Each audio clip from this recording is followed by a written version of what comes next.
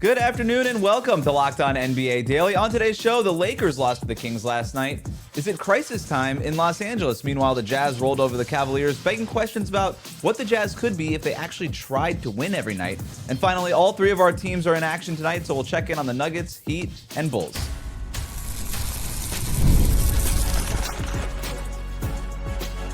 You are Locked On NBA, your daily NBA podcast.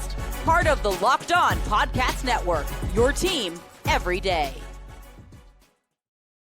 Hello and welcome to Locked On NBA Daily. Thanks for making us your first listen. Thanks for making the Locked On Podcast Network the #1 sports podcast network. Today's episode is brought to you by Game Time. Download the Game Time app, create an account, use the code LOCKEDONNBA for $20 off your first purchase. I'm Wes Goldberg. Today we're talking about the up and down Lakers, the tanking Jazz, and the jokerless Nuggets.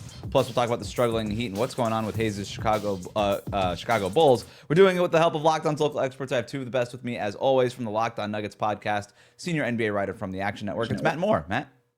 Hey, happy Tuesday? Tuesday? Is it Tuesday? It's Tuesday. It's Tuesday? It's Tuesday. Happy Tuesday to everybody. The Lakers is bad. It's good. That was a bad loss last night. From the Locked On Bulls podcast, he's also a Bears and Bulls creator. For Bleacher Report, it's Haize. What's going on, everybody? Get ready for the petty. Well, we've got a lot of petty coming up. We are going to start with the Lakers, who got blown out by the Kings last night after missing 28 of their 36 three-point attempts. JJ Redick asked after the game, what's wrong? He said, we can't make a shot. Yeah, that sounds about right. It's been a frustrating season for the Lakers. There's no question about that. Here's more from Brian and Andy Kamansky. He's just Luka, and he's able to still make that work and create despite, defenses putting a lot of attention on him. The supporting cast around them, broadly speaking, was so bad and is missing so much shot creation skill that Luka the only reason Luka looked the way he did is because he's that good. It's incredibly frustrating to watch. Haize, to Brian's point, Luka has been great. He's playing at an MVP type level. I mean, there's no question about that. Austin Reeves is out, so you have that too. LeBron James, he's having the season he's having, but they lose to the Kings last night, man. Like, we could talk about the shooting, we could talk about all that stuff, but what's wrong with the Lakers? What's wrong with the Lakers is much like how I can't make that joke. It's defense and depth. It's double D.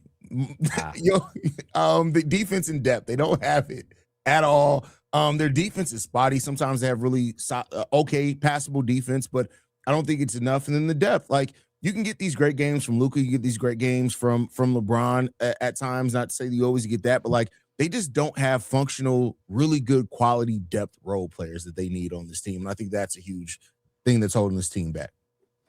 To me, it's just the defense. Like, the offense, I think, is pretty good. When they get Reeves back in particular, the offense is going to be, I think, really great, because like every single minute that Reeves has played, they've been really good. Rui Hachimura was supposed to play last night and then suddenly just like showed up in street clothes, and they're like, yeah, no, not gonna play. Don't be surprised if the Lakers get fined for that, by the way, because they did not list him on the injury report and did not play him, even though he's a standard rotation player. That's just, they're at least getting a call today from the league office.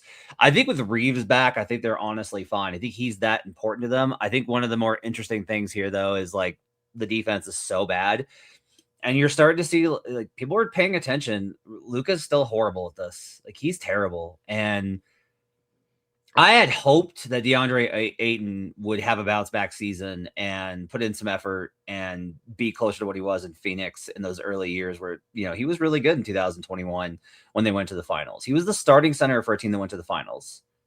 He's been bad. And if you don't have rim protection and you don't have wing defense, and Luka Doncic is still Luka Doncic, it turns out that if you take a horrible defender and have him lose a bunch of weight, he's just a skinnier, terrible defender, and that's all that has been here. So until they figure out a way to when he played over in Europe, it was amazing what he played in Eurobasket. I know. It looks like everyone was like so excited about it, but yeah. Early on, it was LeBron. Those were the terrible minutes, but now it just kind of looks like it's an overall nothing is really working when it comes to this team right now. So is it just that? Is it the lack of good players around Luka, LeBron, and Reeves? Like Haize was saying that? I don't know if it's. I don't necessarily think the role players are terrible. Like I don't look around and be like, oh man, they need X. Like they don't have X guy. You know, like say they kept Dorian Finney-Smith. Does that make a huge difference here? Like I don't think so. I do think that overall, one of their bigger problems, and this is like, I really like JJ Redick as a coach, but I took very specific note that he said Saturday is going to be uncomfortable after one of those losses, and they were going to practice really hard. And DeAndre Ayton afterwards literally laughed at the media and was like, "You guys believed him?" Like, Haize, it feels like JJ Redick is doing a lot of coaching through the media sometimes. Yeah, I mean, I think you have to do that to a degree. I think you do have to do that to a degree. I think it still is a version of holding players accountable, but JJ is a coach that I think is still really finding his voice as a coach, especially on a team that has expectations. So I'm not going to hold that against him at this point. Like he's still a very young coach. So I kind of look at the Lakers the same way I look like at the Warriors, where you have these big names at the top who have these, LeBron and Steph have these like historic careers, all-time greats, and then like these really interesting, other stars, Jimmy Butler, Luka Doncic, Draymond Green, Austin Reeves, these other guys. I'm more on Haize's side on this. I think the Lakers' problem is that they don't have a lot of good players.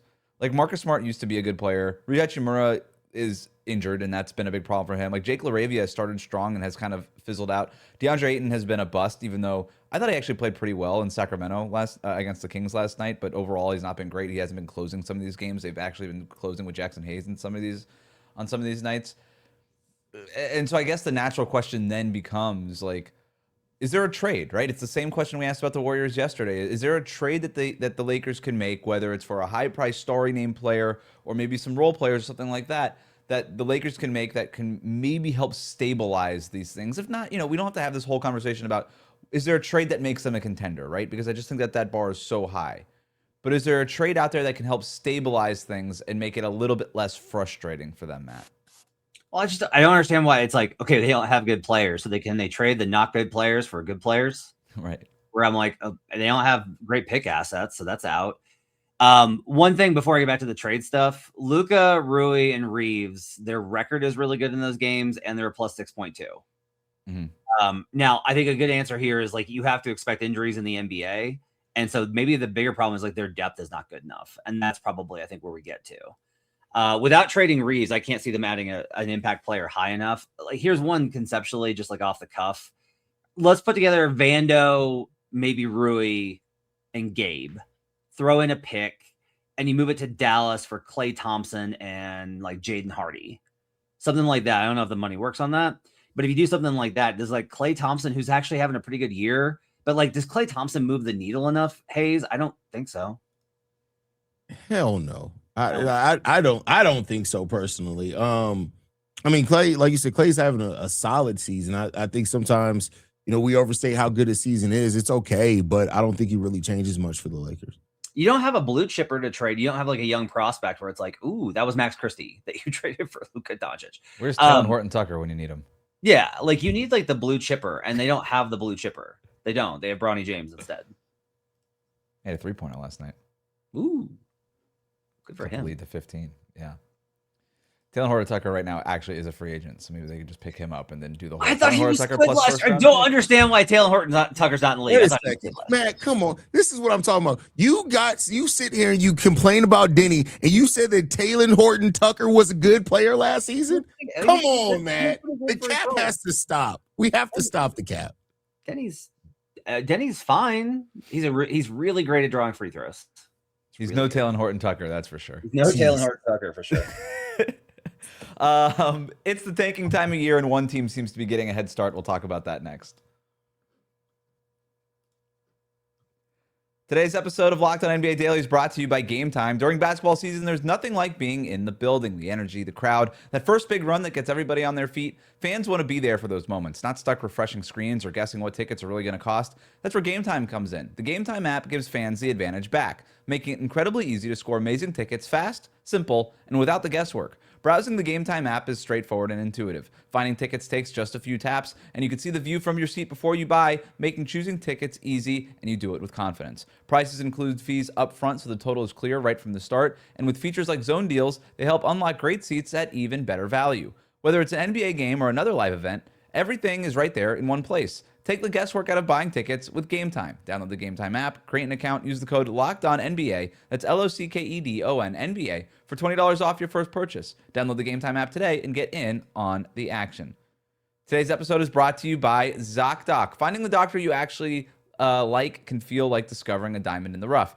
You want to make someone in network nearby with availability, but you also want a doctor who really listens, makes you feel comfortable, explains things clearly, and helps you walk out feeling confident about your next step. Your diamond in the rough doctor exists, and finding them is easy with ZocDoc. ZocDoc is a free app and websites that help you find and book high-quality in-network doctors so you can choose somebody who truly connects with you. I love that you can search for speciality and symptoms and quickly find the right fit. Being able to choose in-person or video visits makes scheduling even easier. You can check the verified patient reviews to get a real sense of the doctor's vibe and communication style. The real-time availability means that you could book instantly. No phone tag, and appointments usually happen within 24 to 72 hours, and they can even have same-day openings. If I needed to book care fast, this is the first place I would go. It just makes the process simple. Stop putting off those doctor appointments. Go to ZocDoc.com/LockedOnNBA to find and instantly book a doctor that you love today. That's ZocDoc, ZocDoc.com/LockedOnNBA. ZocDoc.com/LockedOnNBA. Thanks to ZocDoc for sponsoring this message. Welcome back to Locked On NBA Daily. The best way to support the show is to subscribe on YouTube. We are Monday to Friday, 1 p.m. Eastern, wherever you get your podcast. The Jazz blew out the Cavaliers in one of the more surprising results from the games last night. Here's more from the boss over at Locked On Jazz. Basketball is really strange, and storylines coming in where the Jazz coming off a 55-point loss and the Cavaliers having won 5 of 7. And sure enough, the Jazz really outplayed the Cavaliers for 36 of 48 minutes tonight and rolled to a rather rudimentary 123-112 win. No clutch time at all in this one. And the Jazz beat the Cavaliers. The Jazz, I'd say, stunned the NBA, stunned the Cavaliers tonight, 123-112. Obviously, having Lauri back changes everything. I didn't think the Jazz had too much of a problem getting the type of shots that they wanted.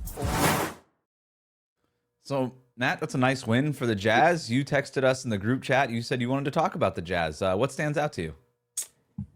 The NBA probably needs to start doing some snooping. This team is so much better than they are on the surface. I don't have a big problem with tanking. I think it's a natural part of the NBA life cycle. I think that the flattened odds for the lottery have resulted in a lot of this, where teams that would have landed a top 5 pick instead watch them go to the Dallas Mavericks and Philadelphia 76ers. So they had to do another full year of tanking. The Jazz's pick is top 8 protected to the Oklahoma City Thunder. Okay. They got to make sure they don't lose that pick. What you're seeing consistently is a pattern where it's like they very clearly are better than what they're representing. So, like, as an example here, versus the bottom teams, they're not underperforming. It's not like they're like, oh, they're so much worse, but there's these really weird trends that wind up. They have a better defensive rank versus the top 10 teams in the league defensively than they do versus the bottom 10. So your defense is worse versus the worst teams in the league than it is versus the best teams in the league. Oh, but they get up for it. Okay. You've got things in there like Svi Mihalik has gotten a series of DNP CDs for seemingly no reason, no injury listed, just didn't play. The big key here, actually, when I started looking into this, is not that the idea has been that the Jazz are resting their guys versus the bad teams and playing them versus the good teams. What they're actually doing is they're underperforming versus the middle teams, those teams where it gets to be either kind of way. Somebody in the league suggested to me this week that they think that it's possible that the analytics team for Utah has provided them with some sort of like, hey, here's your win probability, and they're adjusting their play type based off of that. Keyonte George has been incredible this season. Like, I'm not blaming the players here, to be very clear. The players, I think, have actually been really good. Like, Keyonte George is a most improved player candidate. You saw how they played versus the Cavs last night. They have a series of these wins, it is very evident to me that they are much better than their record, and they are purposefully changing things in game, out of game, lineups, etc., to manage this in a way that I think is worse than your average tank job. If they just traded Lauri Markkanen, if they traded everybody, then fine. Trade Lauri Markkanen, trade Yusuf Nurkic. You can still have Keyonte George doing his thing, and that's fine. But they very clearly are going above and beyond when it comes to tanking. And if this opens the door, you're going to see worse stuff. This started last year, I think, with the Toronto Raptors benching guys in the fourth quarter. I don't want to be the tanking police, but I think when you look at Utah, there's a special kind of set of excessive tanking, I think, going on. So I just want to be clear here, Matt. You're upset that they're tanking and they're thinking about it more? Like, because if you're okay with tanking is tanking to me. Like, if we have a problem with tanking, then let's get tanking out of the game. If we're okay with tanking, then to me, it doesn't matter how you tank. If we're okay with tanking, you're tanking. Like, I mean, they're not outwardly just sitting guys. If they're adjusting their play style, we just talked, I think last week about Rick Carlisle also adjusting his lineups. Clearly, where we talked about, like, they're being smart about it because the NBA's rules again that they do have against tanking. They're being smart about it. Like, to me, it's this thing where you can't eliminate tanking completely. And if we're okay with any type of tanking, tanking is tanking. I don't personally have a problem with it. You know, once their pick was top 8 protected, we all knew what the Utah Jazz were going to do. I think what they're doing is not as egregious as what some other franchises have done personally. Like, I mean, it's not as egregious as what the Philadelphia 76ers did for years. Yeah, so I agree with you, but here's kind of the differential there. I agree with you that the Sixers went way too far and it was terrible, but that was on a managerial level where they literally had guys where it's just like, these are not NBA players. Like, these are very, and you can look back, and even though there's a couple of process Sixers that made it out, Jeremy Grant, etc., most of those guys just simply did not go. But the Sixers like purposely put a court, like you knew going into the game. It's like, yeah, these are not good players and they're going to lose this game. The Jazz instead have good players that might or might not play. And that's kind of my thing here. Have the Jazz put out a team that is genuinely bad, or have they put out a team that is actually like, it's not good, but it's like not this bad, and yet we see these kind of results? I mean, they've also put out a team that's very young. Like, you look at their lineup, like Walker Kessler's out for the year, of course. Keyonte George is a very young player. Ace Bailey is a rookie. Like, Kyle Filipowski, he's playing over 20 minutes. Like, their players are playing minutes. It's not like they're sitting guys to where they're just not playing games. Like, so the strategy that they have as far as managing their lineups, like I said, I get what you're saying. I'm not saying that you're wrong in anything that you laid out. I agree with you. But to me, it's like, all right, if we're going to be okay with tanking, this isn't the version of tanking that bothers me as much. I want to spin this forward really quick because Lauri Markkanen comes back. They win that game against Cleveland. Keyonte George has been awesome for them this season. Yeah. That's two really good players that they have. Filipowski's a nice little role player. Isaiah Collier's had his moments. Like, there's Ace Bailey when he's out there. He's had some moments as a rookie. Like, there's some interesting stuff going on in this roster. I do wonder if the Jazz kind of, not to say they have their guys, like the guy, but the guy is so hard to find that sometimes I do feel like some of these teams waste a lot of time spinning their wheels trying to find that player when that player is never going to get there.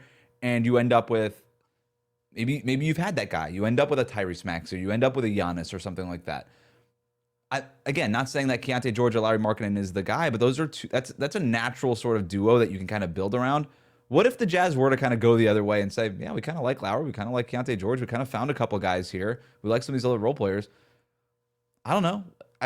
I'm almost at the point where I'd kind of say, the hell with the top 8 pick. Let's kind of go for it here. Like, that 10th spot in the West is gettable.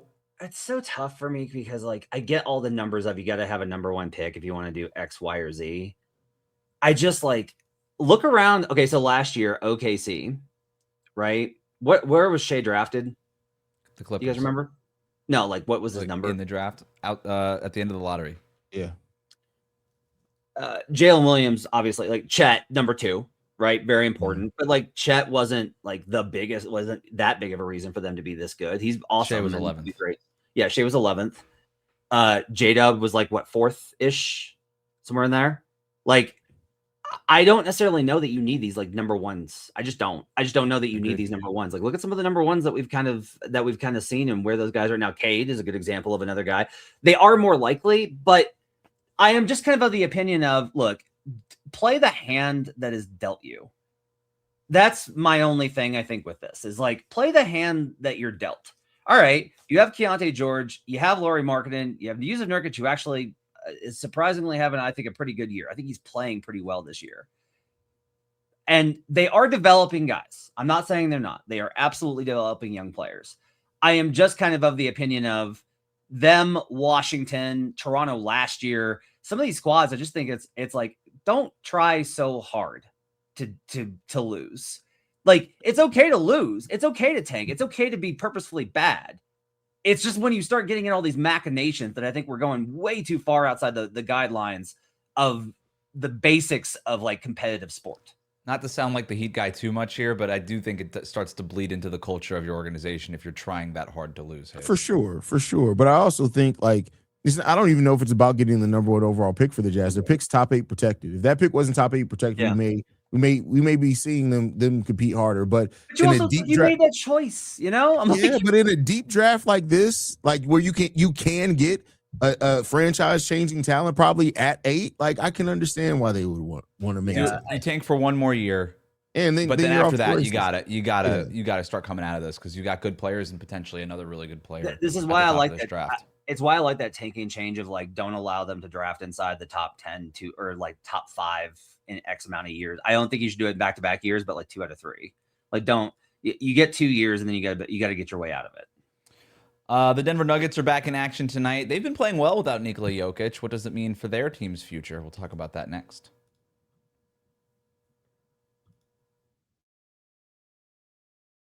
You know, I carry a lot of responsibility in my household. If something happened to me, there would be serious consequences. We have a mortgage. We got tuition. We got everyday bills.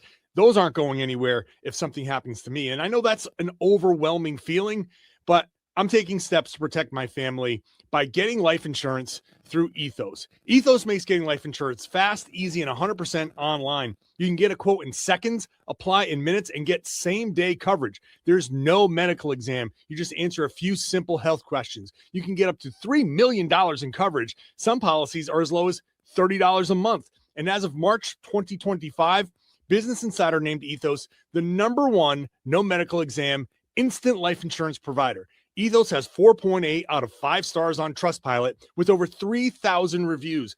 Protect your family with life insurance from Ethos now by going to ethos.com/lockdownnba. In as little as 10 minutes, you can get your free quote and up to $3 million in coverage at ethos.com/lockdownnba. That's ethos.com/lockdownnba. Ethos.com/lockdownnba. Application times and rates may vary. All 3 of the teams that we cover for our local shows play tonight, so I thought we could do a team beat edition of The Real Question. What is real? How do you define real? It's impossible. I didn't say. Matt, we're going to start with the team that you cover, the Nuggets at the Pelicans tonight. The Nuggets are 4-3 since Jokic got hurt. Peyton Watson playing really well recently, won Western Conference Player of the Week. They're going into New Orleans tonight with a good chance to get another win here. So, Matt, here's the real question. What is real? Has this stretch without Jokic improved your belief that the Nuggets could win the title this season? No, because I already knew they could win the title this season. They're already good enough. When they're fully healthy, like this is the second best team in the league. I think they are a monster. They are an absolute tank offensively. This is the best offense in the league when they're fully healthy. It's causing some interesting discussions over in Nuggets land. We talked a lot about it over on Locked On Nuggets that the question is kind of, what do you do with Peyton Watson, who's going to be a restricted free agent this summer? Do you trade because you can't keep everybody? Do you trade Cam Johnson? There's a lot of people that want Peyton Watson to start over Christian Brown, who they just gave a $125 million extension to. So it's a good problem to have. I think in the short term, though, what you are kind of seeing is like the Nuggets have depth. They have real contributors. They have both veterans and Tim Hardaway Jr. and Bruce Brown, who actually had a really good game the other night in a rough season. And they have young guys like Jalen Pickett. Zeke Naji's playing well, but I'm skeptical of that translating to the playoffs. This stretch is more about staying upright while Jokic is out than it is about anything playoff oriented. This team is absolutely a contender, but this month doesn't change really any of that. Yeah, I don't disagree with about the Nuggets. I think that we knew they were a championship contender. We knew they were one of the best teams in the West. It is refreshing to see them be able to have an above 500 record without Jokic, because that's part of what they wanted to do, is add depth to where those off Jokic minutes, they still are a productive team. And I would say that this shows they've been successful in doing that. So the Nuggets are one of the most dangerous teams in the league overall. The Peyton Watson thing, I think, is such an understated development too. Adding one two-way player to your rotation that you just feel good about in the playoffs is such a dramatic thing in the playoffs, right? Where you go from, we have 7 guys who we trust to now 8, maybe 9, like whatever, you know, the Nuggets that made some other additions here this past summer. I think that's huge for them. Haize, we're going to check in on your team. Bulls at Rockets tonight. And I do mean the Bulls when I say your team, not the Rockets. But both of these teams are in the middle of a rut. The Rockets lost 3 straight. The Bulls just lost 3 straight before getting a win against the Mavericks the other night. But here is the real question. What is real? Which one of these teams needs to trade more to put some juice into their season? I mean, there's no trade that the Bulls can make that really gives them quote unquote juice for the season. I mean, I think the Rockets, they make a trade for a point guard. It can help them quite a bit. I mean, don't get me wrong, I'd love to see the Bulls make a big splash trade, but I just don't trust AK, our president of basketball operations, to make a big splash trade like that. I think he's going to take the more patient approach. So I say the Rockets. If the Rockets swing the right trade, it can drastically help what they have going on. Yeah, I don't know where the Bulls are going. We're right back to where we started with, like, where are the Bulls going? You know, maybe the play-in, maybe. It's just I don't really know, like, juice. What does juice look like for them? Meanwhile, I think the Rockets have to start getting serious about some trade conversations. Like, they just got to start getting pretty serious about this. This is not okay. The kind of losses that they're racking up. The overall numbers are really good and indicate they're probably going to be fine, right? They're 4th in offense, 4th in defense. But man, like, if we're going to kill the Lakers for losing to the Kings, the Rockets lost to the Kings again. It's a problem. A lot of pressure on Jabari Smith Jr. right now. I've noticed a lot of the numbers swing wildly in wins and losses. Basically, when they play well, Jabari plays well. When they play badly, Jabari plays awful. He's the worst player on the roster. When they lose, he's the best player on the roster in terms of impact when they win. I don't know what to do with that. I don't know how that kind of translates. What I think will be really interesting is, how do you kind of evaluate going forward with where this roster needs to go? Because you like Amen so much and you like Tari Eason. Haize, I am still not convinced that there is the level of trust and support from the coaching staff for Alperen Şengün that you would expect there to be. And I'm just really curious to see what happens. I don't think they trade him for anything short of a superstar, but let's say that things change with Milwaukee. I think Giannis stays through the deadline, gets traded this summer. But let's say that stuff heats up and Giannis, like, officially asks out. If you're the Rockets, I'll ask you, do you think there would be a conversation had in the Rockets front office, with the front office being like, we're not trading Şengün, and the coaching staff maybe being like, come on, we can get Giannis? I don't know. I don't think so. I think there's more belief in Şengün than you do with that Rockets team. I think that he is one of the players that they look at, as long as Amen Thompson, as their future. I think they'll trade Tari. I think they may even trade Jabari in the right deal. But Alperen, I don't get the feeling that they would trade Alperen Şengün. Okay. Last thing here, Heat versus the Suns. The Suns are one of the league's hottest teams going into Miami to play the Heat tonight. One of the league's struggling teams, Miami, 28th in offense over the last 10 games. Here is the real question. What is real? Haize, after a hot start to the season, is it clear that Miami's no ball screen offense does not work? Ooh, that's a great question.